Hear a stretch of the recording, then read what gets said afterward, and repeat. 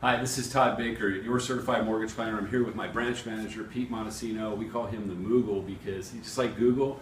You can ask him a mortgage question and almost 100% of the time get the right answer. So I wanted to bring him on these videos I do because I'm going to start incorporating some of his knowledge to add back to you. Right now we're seeing in the marketplace a pandemic of low appraisals. Is that right, Pete? Yeah, we're seeing it happen a lot more than we used to. Especially as we get closer to the buying season and we're seeing a high demand for homes and a low supply. Right. So what we wanted to do here is show you how we are solving these as a solution-oriented team. And I'm going to go over the dynamics and sort of how it all happens. So right here, you have your fair market value. And fair market value, we're going to define that as based on what the sales comps would support. So we order an appraisal. An appraiser is going to get 3 to 6 comps looking for similarity, size, and proximity. And they have to do what's called bracketing. And bracketing sort of wipes out the price per square foot metric, which is a macro metric that you guys use as agents. That bracketing could lower or even raise value, but typically it doesn't mean a dollar for dollar value that you guys think it would. So after it gets bracketed out, we come with a price, and what we find out is it ends up being lower.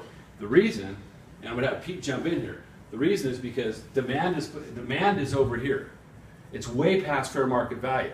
But then what happens, the appraisal comes in lower, and when we go back to the appraisers, we do have a way to get value reconsideration. Tell them a little bit about that.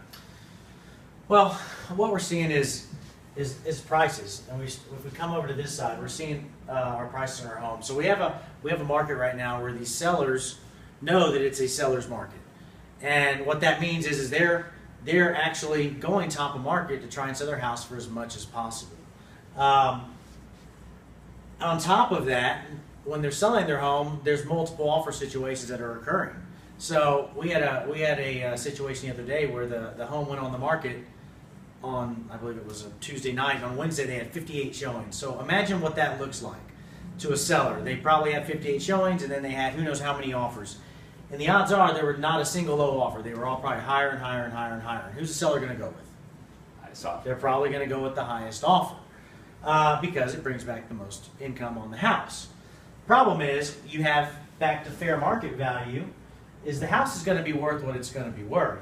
So that's where we're seeing the disparities. You've got a high price, fair market value, and all this fair market value is determined by your comps, and these are homes that are similar to our subject property. And they're going to bracket them, and that's how that bracketing means they're going to take similarity in size and proximity and the condition of the house, and they're going to determine what our home's property value is. So what we're seeing is the fair market value is coming in well below the sales price. So those are the issues that we're dealing with when we're ordering the appraisals right now. Now, here's the thing. Appraisers follow procedures under USPAP guidelines. It's Uniform Standards for Appraisal, Practice, and Procedure. So they're under very strict guidance. They're a third-party vendor no matter which lender, right? They're all third-party. Appraisers are third party, and we have 3 different vendors we use, 3 different companies that we use, and the appraisers are all independent contractors. So appraisers are used by multiple different mortgage companies, not just ours. Right, so they're third parties and they're bound by these guidelines and they're going to follow them. It's not that they want to bring it in low, but they're going to be sort of stuck by what they have to do with the data they have to work with. So a lot of times what we hear is, oh, well, the appraiser's not from this area. Well, the fact is the appraiser might have grown up in that town and his office is just 30 miles away now. He might know it like the back of his hand. We have a form that we can fill out for reconsideration of value. Things like multiple offers, improvements in the last 12 months, or factual errors or disputes on the report. And I can tell you, when we get a low appraisal, I send it over, no one wants to fill it out. They just want to talk about how the appraiser was an idiot or doesn't know what he's doing or something like that, but it doesn't help the case. So what we do is we take it through this process nevertheless. That sort of cools down the seller and the buyer gets sort of accustomed to, okay, we're going to have to make adjustments. But how to make it a win-win, and I want you to comment on this. What I'm doing and what we're doing as a team here is saying, look, we now have this gap. So the seller's going to have to give a little bit, buyer's going to have to give a little bit, and you can not necessarily meet in the middle, but come to a point with agreeable solution. Sometimes I had one today where we got value raised because we took it through a process. Value didn't come up to where we needed it to be, but the seller adjusted downward. We came up, we got the value up. So there is a solution, but you've got to be working with a great mortgage professional. Tell them a little bit about that. Just a great local mortgage professional knows what they're doing versus a big bank. What you're going to find from someone that's local is they're going to know more about the properties, more about the neighborhoods, more about how the appraisers are reacting and flowing. We're going to work with local vendors versus a vendor that may or may not be around there. It might be on a large network. For instance, Wells Fargo has a appraisal management company that's a national company. We work with local companies, so there is a little variation on the differences between a local versus a non-local agency.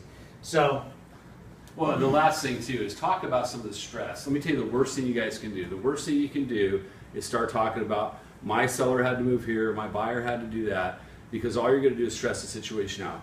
First, focus on let's get a deal, and then work as a team, work together on a harmonious situation. Do you have any thoughts on the stress? Because I know you see it, I see it all the time where people jump in and the whole focus is about inconvenience to the date they wanted to move, and not that, hey, you don't even have a deal here, and we need to put this back together. Do you have any comments on that?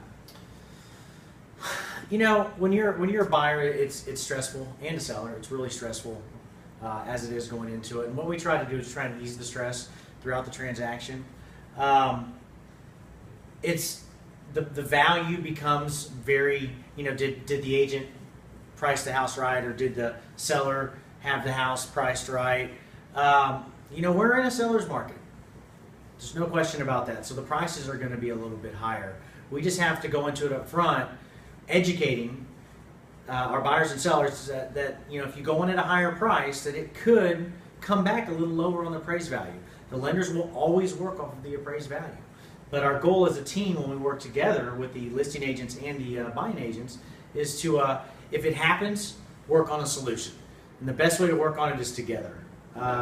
It's not a matter of the lender's appraiser. What I hear is, well, the lender's appraiser. What's not the lender's appraiser? Every appraiser is independent.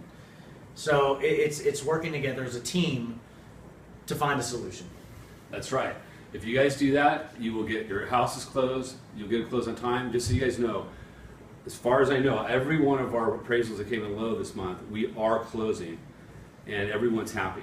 Yeah, we've actually got a 100% success rate, even on the ones that have come in low. And I just got off the phone with 3 of them, and we navigated the choppy waters, but you know, we worked together and we found a solution. So great. it's possible. Well, thanks so much. Thanks for having me on. Yep. And we'll see you guys next time.